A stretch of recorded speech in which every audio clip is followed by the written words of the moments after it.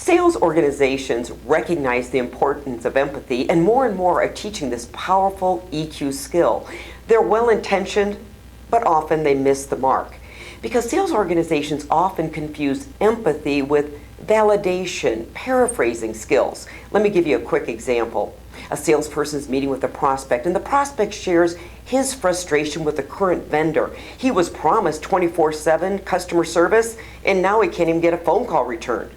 The salesperson spots an opportunity for empathy and says, "Mr. Prospect, that must be frustrating. And if I'm hearing you correctly, it sounds like your current vendor isn't returning phone calls or emails in a timely manner."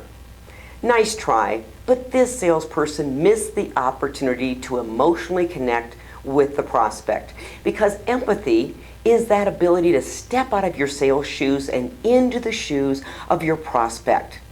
And it takes time. In fact, you need to slow down and think, what is this prospect really feeling? What is he thinking? Then you simply state it. And it might sound like this: "Mr. Prospect, you know what? I can understand your frustration because you probably feel like you are the subject of a bait and switch selling. You know, that thing that goes on a lot in sales, overpromise and underdeliver. And you're also probably wondering, what's going to make my company different?" That's real-world empathy. Salesperson, the next time you hear a problem, don't try to solve. Instead, step into your prospect's shoes, heart, and brain, and simply state what they're thinking or feeling. It creates real sales conversation, creating real sales results. I'm Colleen Stanley, President of Sales Leadership. Thanks for joining me today.